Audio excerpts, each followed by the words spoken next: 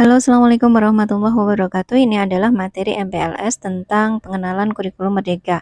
Silakan bagi yang kemarin tidak bisa masuk tatap muka, bisa menyimak video ini sampai tuntas. Terima kasih. Sambil kerja ya, kita nggak kayak formal. Nanti juga yang perlu diketahui jenengan bahwa yang namanya kita sekolah di paket C itu tidak seperti di formal, memang seterusnya akan pertemuan tatap muka. Jadi akan lebih banyaknya adalah tugas mandiri dan uh, apa namanya nanti tutorialnya yang tatap mukanya itu hanya maksimal adalah 30%. Nanti selebihnya adalah tugas mandiri dan tutorial. Tutorial itu bisa lewat WA, ada sendiri namanya nanti setara daring untuk kesetaraan, ada aplikasinya sendiri kayak gitu. Nah, untuk materi saya di sini adalah mengenalkan tentang kurikulum Merdeka. Sudah sering dengar ya? Nih. Tapi kira-kira dalam bayangan jenengan apa yang namanya kurikulum Merdeka? Merdeka. Bayangannya kadang orang-orang gini, kurikulum Merdeka berarti katanya kan merdeka belajar, berarti belajarnya bebas gitu ya. Kata-kata merdeka kan selalu kita artikan bebas ya. Nah, sebenarnya nanti ada sendiri. Ini tentang kurikulum Merdeka. Apa itu kurikulum Merdeka? Sebenarnya kurikulum Merdeka itu pertama kalinya adalah untuk ini pemulihan pembelajaran. Pemulihan pembelajaran ya. Karena sebelumnya kan kita mengalami namanya lost learning. Jadi pembelajaran itu benar-benar lost ketika ada apa? Kemarin pandemi. Jadi kita hal baru, kita belajar di rumah sementara sistemnya belum siap dan lain sebagainya, akhirnya produk-produknya dari itu mungkin jenengan yang sudah punya anak mungkin merasakan, yang belum berarti mungkin adiknya atau apanya itu luas banget. Jadi saya juga mengajar, ada kelas saya mengajar kebetulan di SMP. Itu kelas 7-nya itu benar-benar waktu diberi awalan itu sulit sekali karena mereka sudah lama ya kan, hampir 2 tahun itu ya ada pandemi seperti itu, jadi kurang.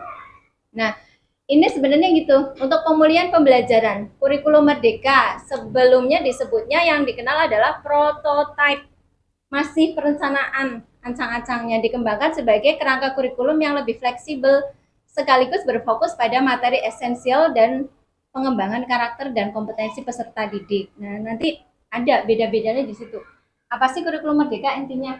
Intinya adalah biar eh, yang namanya pembelajaran itu nanti mengedepankannya pada tadi disebutkan materi esensial. Fokusnya adalah materi yang pokoknya. Jadi nanti jangan heran kalau misalnya pembelajarannya jenengan ini memang kurikulumnya nanti akan memasuki juga yang namanya kurikulum Merdeka. Pembelajarannya itu bisa berbeda dari satu sekolah dengan sekolah lain, apalagi di daerah lain. Misalnya daerah gunung, mau belajar IPA, menelitinya, saya di daerah gunung itu jarang misalnya kok apa yang meneliti ikan, kan sulit. Jadi nggak harus itu. Jadi difokuskan sana itu misalnya banyaknya adalah misalnya tanaman-tanaman sayur-sayuran, ya yang diteliti adalah sayur, bagaimana cara membuat asinan, mengawetkan sayuran kayak gitulah. Berarti kalau di daerah pesisir mengawetkannya adalah ikan kayak itu. Jadi konteksnya boleh berbeda tapi tujuannya sama. Nanti di akhir itu misalnya peserta didik mampu membuat mengawetkan bahan makanan. Jadi bahan makanannya boleh bebas. Kalau dulu kan textbook di sini belajar tentang meneliti misalnya ikan asin, di mana-mana pelajaran ikan asin. Ya. Jadi kalau sekarang boleh bebas kayak gitu. Fokus ini materi esensi. Terus waktu lebih banyak untuk pengembangan kompetensi karakter. Tadi sudah sama Pak Hadi ya, ada nanti dikenal dengan namanya ini proyek penguatan profil pelajar Pancasila. Arane angel tapi sebenarnya itu adalah karakter bangsa ini, kerjasama, kemudian berketuhanan yang Maha Esa dan lain ada di sini. Kalau di kesetaraan nanti nggak ada proyeknya tapi ada pemberdayaan, tetap ada yang praktek langsung, misalnya membuat sesuatu bukan hasilnya yang akan dilihat tapi yang akan dilihat adalah prosesnya. Bagaimana sih, oh iya kenapa sih di lingkungan kita banyak sampah, harus diapakan sampah-sampah itu, misalnya kayak gitu. Nanti menjadikan solusi itu yang diminta. Capaian pembelajaran nanti kita kenal adanya capaian pembelajaran atau dikenal dengan CP. Sama kalau dalam misalnya jenengan sekolah dulu ada yang namanya KD, ya. Kita belajar tentang KD ini, KD itu.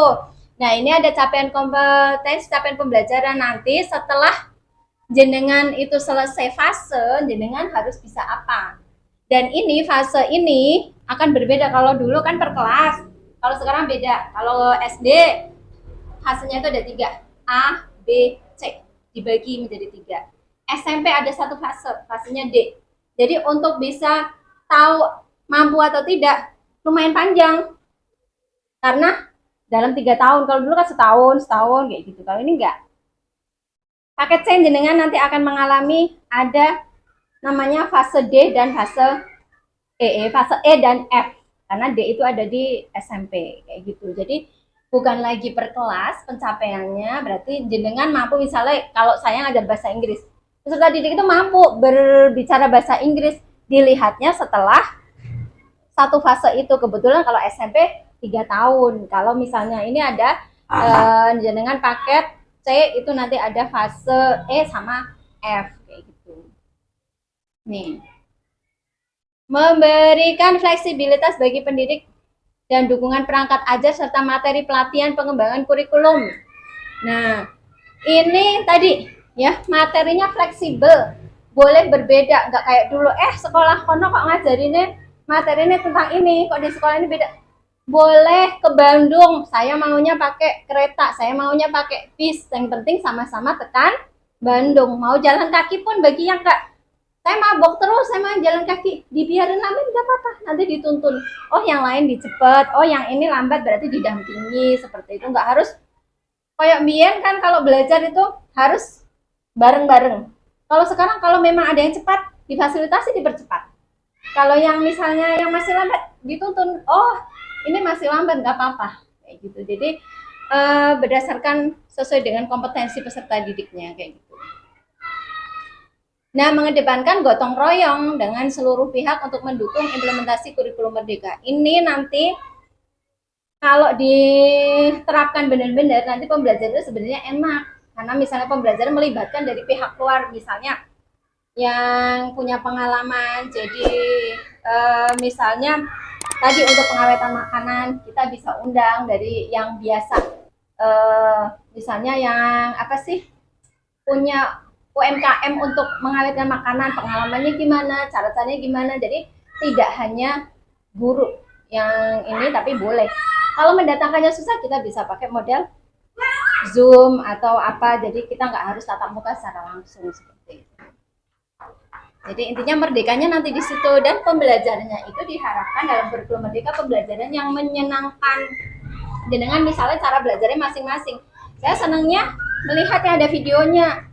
Berarti nanti harusnya tutor atau guru itu menyediakan yang ada gambarnya. Oh, saya senangnya yang ada suara-suaranya. Berarti dalam merancang pembelajaran harusnya ada yang seperti itu. Makanya nanti adalah prinsip-prinsip di sini. Dalam kurikulum merdeka itu nanti ada 3. Pembelajarannya intrakurikuler yang biasa, kayak pelajaran-pelajaran biasa intra. Co-kurikuler, ada namanya tadi project. Untuk penguatan ada projectnya. Kalau di kita kesetaraan nggak harus ada project P5, tapi adanya pemberdayaan. Jadi nanti dengan misalnya membuat, oh di sini tempe itu kok banyak yang produksi. Kayak yang sekarang ada di sini keterampilannya adalah membuat tempe keripik.